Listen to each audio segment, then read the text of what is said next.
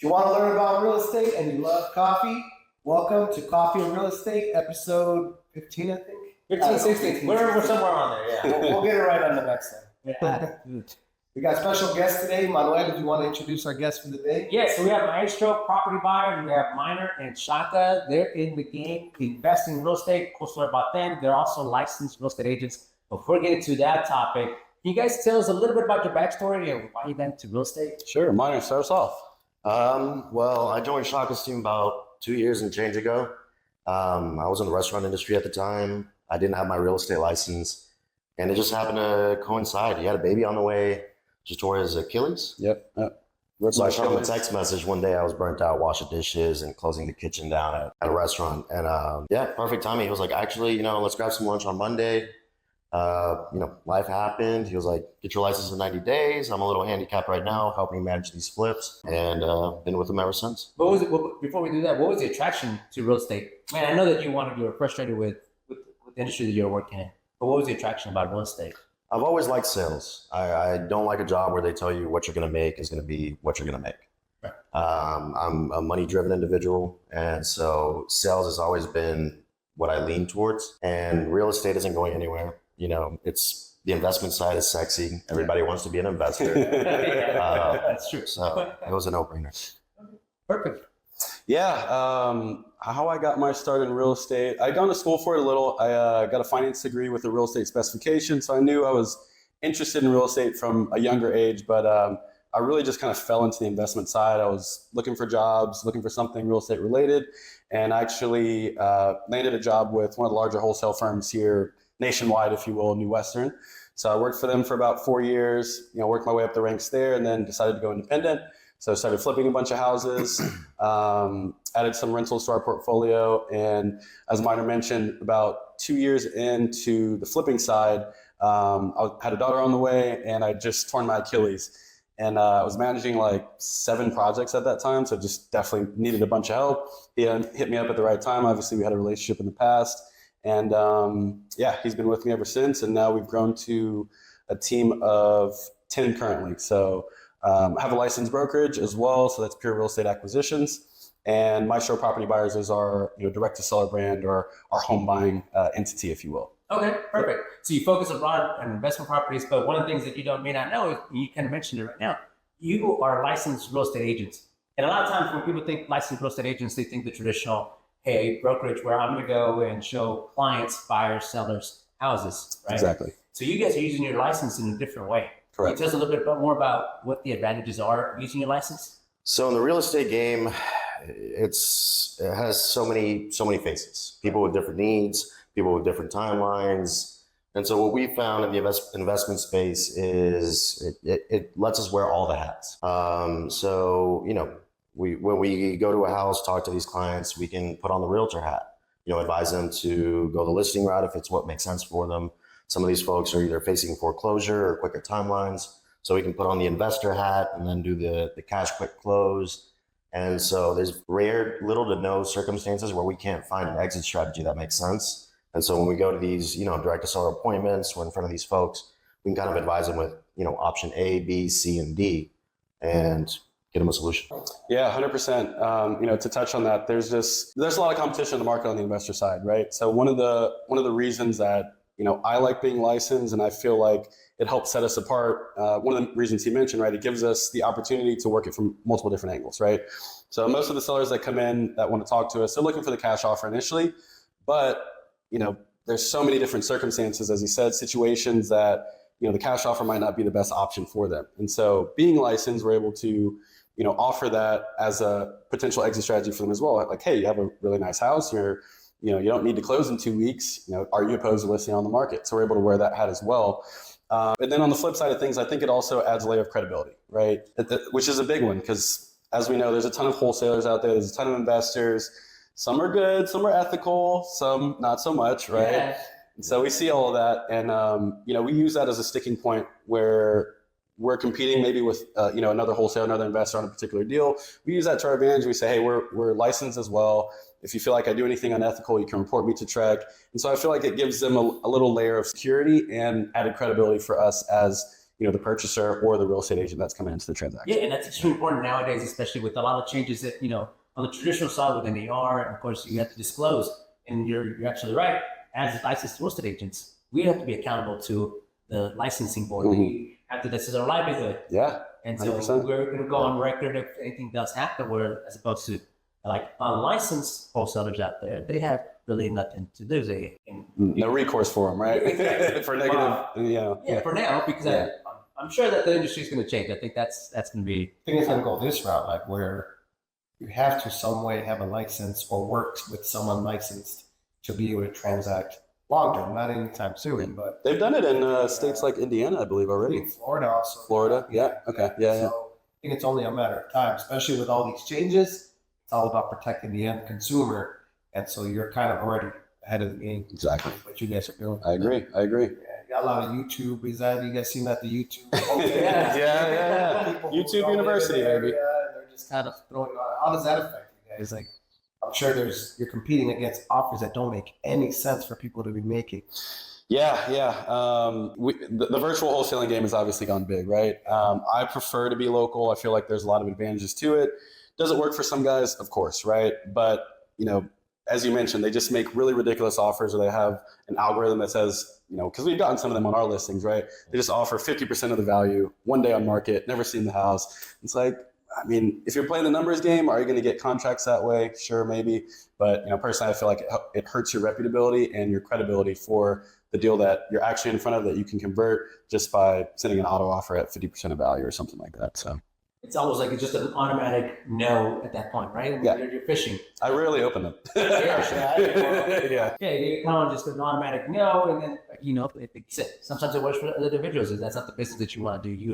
You're more driven towards, hey, let's find a solution that works for everyone. That's kind of what the end goal is when you want to scale your business, right? 100%, man. I feel like the best investors and the best, guys that really produce in this sort of industry, they're able to provide win-win situations, right? That's all we're looking for when we're talking to a seller. We might not be your best option. We tell them that, right? But if we can create a win-win situation that works for us, works for you, that's what we're looking for, and that's where we're going to have the best transaction, the best experience with that seller as well. Okay, sure. All right, we're going to a quick commercial break, guys. Brought to you by our sponsor, FedEx. Did you tear your Achilles in real estate? Or No, playing basketball. I was going to say. Yeah, that would be funny, right? Sports still. Yeah, I know. Yep. I've reached that age where a bunch of my friends are like tearing things because they're still trying to play a lot of the sports we used to play. And like, I still got 3 games in me. I picked up pickleball. Less impact. Yeah, one of the funniest things I was helping a buddy at a house. This guy was like 70-something years old, and he was like, looked like he was getting to go ready to go play. I was like, no, about to go play. I'm not that old yet. No.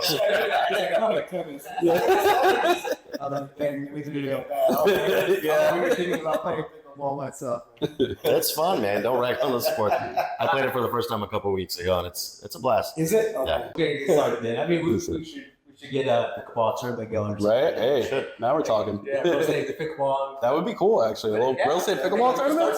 Dude, hey, I like that, actually. Yeah. Real estate That wouldn't be pickleball bad. circuit. Yeah. Heck yeah. Hey, you guys play pickleball. Let us know what you think about it. Hey, I'm going to put something together for y'all. All right, so going back to now that you have the reasons why you're doing it. So, Sure. What are some of your investment strategies that you're looking for? I mean, acquisition strategies that you're working on right now. We use them all, man. You have to. Again, we're not trying to be a one-trick pony. We want any lead that comes in front of us for us to have a potential exit strategy for them, right? So we have the cash offer, of course. We have the listing route if that's what they want to take, and then we have about 3 options in between, right? The creative financing, subject to owner financing, and or a novation. Okay. Yep. An innovation for some of the individuals. I think that's something fairly new that's been going on. Correct. Can you tell us a little bit more about the innovation process? Yeah, I'll let Minor fill you all in on the novation. So it's kind of a hybrid. The way I present it is, let's flip this house together. If it's a house that maybe needs some paint, maybe needs a slight foundation adjustment or something like that, and the seller wants a little bit too much for the cash offer to work, then maybe we don't have to buy the house outright. We'll put it on market and do the white glove service, kind of deal with the punches as they go. If we need to slap some paint on it, fix it, whatever it needs to get done is going to come out of our side. As long as we net the seller, the number that they have in mind. So it takes a little bit more time. But if the seller has 30, 60, 90 days to work with us, let's flip it together. Okay, so in this situation, you're partnering with the seller, in enough sense. What kind of a measure are you taking to protect yourself in case of what risk management are you taking? The seller usually has a bottom line number in mind. So, we'll get an agreement going, everything black and white, everything transparent. And so as long as after commissions, closing costs, everything, we net that person that number, then, there's usually no issue. Oh, perfect. In essence, on the retail side, it's a net list. Yeah, that is that's why I like to look at it as more or less. Yeah, it's almost like a net listing, but with these types of sellers that we're dealing with, everybody just has like a certain bias, right? And so even though it's essentially a listing to a large extent, for whatever reason, some of the sellers we deal with, they're just like, I don't want to list it. I don't want to have to deal with repairs. I don't want to have to look over contracts or the offers or whatever. And so this is kind of like the best of both worlds, right? Like you're getting some of the benefits of the cash offer. You're not going to have to make any repairs, no closing costs, no commissions. Still going to give you that net to you number, but we're basically going to handle all of the headaches and everything in between to get that owner occupant in there, whether it be maybe making a concession, maybe getting the roof done, some foundation work. Any of those items that we obviously know that an owner occupant would be looking for to move into the house. And you're taking on that risk, and that way you're taking on that extra, the profit. Correct. That's the partnership that you. Correct. That's the risk reward, right? Yeah. So we're taking on that risk. Seller, you're going to be comfortable. You're not going to worry about any of those things. Let us handle that. You're still going to get the money that you can get, more so than if you were to list it. Correct. Exactly. For those that don't know, it kind of makes sense in a way because the seller gets a little more, and the reason they're able to get a little more is because I guess you guys on this side, the flipper, right, doesn't have to pay double closing costs, double points, holding costs. So a little bit that you're saving there goes into the seller's pocket, a little different kind of risk, but as long as you mitigate it with the right contracts, then it makes sense for everybody. Exactly. And the sellers don't always have the money to get their property listing ready, right? So that can be the other trade-off. It's like, I don't have the money to do it, but I do know if I partner with you, then that's going to net us both more money because you can stage it or do a little paint and carpet, make it look more presentable so that we can sell for a little bit of a higher dollar amount. Right, great point. Maybe the entire money is tied up in the house, and there's no way to pull it out until it sells. So that's the money that they need to move on to the next house, and that's all the money that they have. Precisely. So, and especially in this market, depending on the price point, even a home that maybe need a little bit more work can net more if you just fix the major issues like the foundation work or the roof. Even though it might be outdated a little bit, it's still going to net more out there in the competitive market, which we are at some price points, right? For sure. What do you guys see in that regard? You'd be surprised what a coat of paint can do. Some of these houses we walk are turquoise, eggshell yellow. My mom's house is eggshell yellow. Sorry, Mom. Exactly. But, small changes like that can mean 10, 20, 30K on the back end to get that person to fall in love with the house and make that, full price offer. Exactly. Do you guys treat it like a full-on flip in terms of like, as long as the numbers make sense, you'll fund the renovations? Or do you have a limit of what you want to do? Yeah, we generally try to keep it within a certain range. We're not trying to do a full renovation on that unless we have a very specific agreement with that seller, like regarding profit share after a certain amount and things like that. So we do try to keep it to a minimum because, it's not a full-on flip, basically. If it were, we'd be getting it at a different price, putting all the work into it, and then, basically doing the whole shebang. It's more get the systems working, make sure foundation, roof are good, and then cosmetically looking good. Yeah, because, there's a huge difference between a full investor remodel and, a clean house that an owner occupant would move into and pay about the same price, right? So sometimes a lot of it is subjective based on that buyer's preferences. And so it doesn't always make sense to go do the full renovation because you might not actually capture that same amount in equity or same amount on the resale side. And is this strategy used across the board with different price points, or do you try to stick with this strategy, different strategies and different price points? All of them, yeah. We pretty much, I take that back. So obviously for certain properties, let's say like subject to taking over payments or owner financing, most of the price point, right? Like the bread and butter is like 300 and below because obviously that's still a very, rentable range, right? Generally, once you get to 300, 500,000 and up, it's hard to cash flow those properties. And so some of the creative strategies might not work because you're still having a negative cash flow. So yes, to that extent, there is on the creative financing sides, but for the cash offer, for the novation, those will work at any price point. Okay. And you've been in business how long? I've been in real estate going on 9 years now. Maestro. 3. 3 years. Yes, Okay. And so what's the main strategy right now that you're trying to employ? Whether it's one or is it just cover everything else? Are you building more flips, more rental properties? Where's the strategy right For sure. We're still doing flips. We're still adding to our rental portfolio. We're at about 30 doors right now, just in Houston and the immediately surrounding area, so within about an hour drive. But a large part of our business has gone to the wholesale side, right? It's basically where I got my start, but also, I feel like there's so many large benefits to the wholesale side when you understand how to do it, because, as an investor, I have certain biases just myself, right? Like I might want a 70% deal, right, on paper, but this seller wants 75% or 80%, right? It's not going to work for me, but I know I have a buyer for it that's a little more passive than me that will pay that 75 or 80% that they're asking.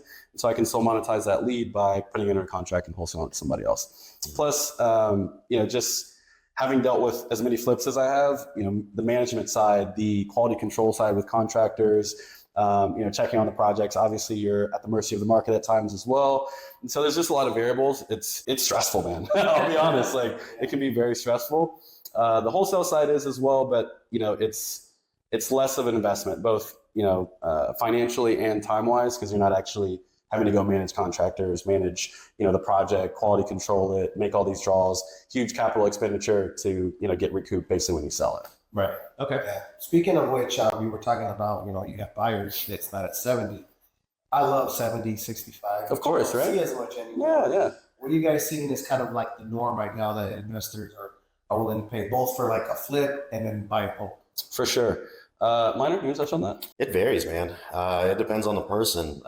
Somebody that has their own contracting company, what might be an 85% deal to us is a 60% deal to them. So that's the power in having the buyers list and a broad spectrum. On the retail side, some of my friends have been seeing what we're doing. And so they're looking at, a lot more passive deals as well. So it really just depends on each person's threshold and what they've got going on. Yeah, 75 to 80 is still like a good metric. On the wholesale side, that's generally where we see most of our properties selling. But obviously there's, a lot of larger buyers like hedge funds, right? So for particular deals with some of the hedge funds that we work with, they'll pay 80%, 85%, even 90% on paper, it seems to us, right? But as you mentioned, different people have different economies of scale, different, different costs for their renovation budgets and things like that. Cheaper money, for example, right? So all of those things play a factor in essentially what any one investor or multiple investors can pay for a property, and why it does help to just have that at your disposal. Yeah, and so you said cheaper money. That's kind of one of the driving forces. You're talking 65, 70%. One of the reasons is because of the access to capital and what capital you have, right? Of course. So what are some of the sources that you use for your funding of projects? Private money. I've been fortunate actually. So, having worked at that wholesale firm for 4+ years, we actually completed a flip while I was with that company as well. So kind of got our feet wet in it. And once I went independent, I had a lot of trust from a couple of my family members. So I was basically the sweat equity. They would fund the deal, and then I would do everything else. So I go find the deal, put it under contract, manage the renovation, resell it, and then we had a profit share system on the back end. Okay, so you do profit sharing as opposed to a percentage of payments, right? Same thing. These are for the flips. Okay. Yeah, so on the flips, it was just a strict profit share. Like you're getting X%, I get this percent as long as we hit certain thresholds on the sale, of course. Okay. You're saying it was private money. Correct. People you knew. Yeah, exactly. Mm-hmm. Okay. And so go along how long did it take you to at least establish that relationship? Make sure that, hey, that I'm confident, I'm competent. Yeah. Well, they saw what I was doing in my old company, so that definitely helped. And then I did a successful flip that also helped. But really, you have to earn their trust, of course, right? Like it's not a small amount of money when you're talking about flipping houses and investing in real estate here in Houston. So pretty much I started off with like 1 or 2 at a time, proof of concept, more or less, right? So we flip a couple houses, they see the proceeds and say, okay, this guy really knows what he's doing. Now we can, give you access to more capital. We'll do some more flips. And that's when we got up to like 7 at one time. Okay. Cool question for, I guess, for both of you. Do you expect everyone on your team to also do a flip or, kind of like learn the process and be able to speak to what they're selling? I guess as well. Yeah, Miner can touch on that for sure. I mean, being a part of the company is fantastic because I get to learn and mess up without my money being in there. So It's always the best. Yeah. Someone else. Exactly. So, on the acquisition side, I get to manage these projects too. I get the plumber in there, the electrician, I get to essentially play investor and make mistakes and have some wins and things like that. So, on my end, yeah, I mean, that's definitely a goal. My first investment property is now rented out. And Shaka's been very awesome about, encouraging us to, build our own portfolio and book a business. So yeah, 100%. But I think it's not necessarily encouraged, but it's almost innate. People see it happening. They want to be a part of that too. Yeah. And that's obviously the goal, right? Like, we're not gatekeeping here. There is great money that can be made in flipping. There's great money that can be made in rentals. And I want all of my team to experience that for sure. That's one of the reasons I got in this business. One of the reasons I love investment real estate. It is really one of those, vehicles that can create a massive amount of wealth, create generational wealth. And, the skills that you learn being in this sort of business are lifelong skills. The sales side, the negotiation, the, dealing with headaches of contractors, managing projects, all that stuff. So, that is the ultimate goal for every guy that works for me, guys and gals, of course. I want them to buy their own rental properties, because I think that's where the real wealth is. Even though it can be, a hassle when you're getting your first couple of units on the property management side, that's like the worst part of rentals, right? Like the property management. But if you know the goal in mind and you get to a certain level, obviously, where you're able to delegate that, get a property management company that makes sense, that's where I feel like the real wealth is made. Because as we know, wholesales, flips can make really, really big paychecks, but then you need the next deal. And you got to get the next one, the next one, the next one. So somewhere of a passive income that you want to, the long-term money, long-term continuously going, depreciation on those. Exactly. So many benefits of the rentals, right? So many, for sure. Okay, and I'm glad that you guys, I think at White Picket Realty, we have that same philosophy in that we want our agents to be able to do it. I mean, we see that they build a team, build a portfolio. That's beautiful. Exactly. And so for the agents out there that are watching you, they're licensed agents. They're probably doing a traditional practice. What kind of advice do you want to give them if they want to start the next process? What advice would you give a licensed agent saying, "Hey, I want to start investing in real estate"? Just have some quick tips. Find a team that's doing it already, right? Like you guys, like us. I mean, that's always the best route to take. And why, I really love my time at New Western as well. Like it's very much a boiler room mentality, and they've been around for a very, very long time, even when I was there. And so they've seen a lot, right? And you get to experience that. And like Miner said, you get to make mistakes on somebody else's dime, or you work with investors as you sell them deals or acquire deals, and you see some of the investors and maybe some of their pitfalls, what to look out for, why they did well, why they didn't do well. And obviously you can use that in your business going forward. Yep. No, that's it. You got to get your feet wet somehow. I was fortunate enough to come straight into the investment space. But whether it's retail or whatever real estate capacity you're doing, you've got to network and get your feet wet somehow. And then what better way than to join a team that's already doing it and get paid to learn instead of paying a guru to teach you. There you go. Great advice. I mean, And if someone wants a cash offer on their house, Call Maestro Property Buyers. There you go. which is, how can someone get a hold of you? How do they follow you? Social media? What's the best way to contact you? We've got a Facebook page. We've got an Instagram. We do weekly posts. You can reach out to me directly. I'm on acquisitions, 281-948-6199. We'll get you an offer within 24 hours. Yep. Or www.maestropropertybuyers.com. Perfect. We're gonna have the links to that, so make sure that you hand it over to us. We get to your Facebook and Instagram profile. We'll get it done. We got you. Okay. Perfect. All right. Well, thank you guys so much for joining us. Thank you. I hope everybody learned. I mean, there was a ton of information, and hopefully you take action. If you're a licensed agent, to go out there and just actually do the work. So, thank you guys. Thanks for having us. all right, see you guys. Thanks. next time.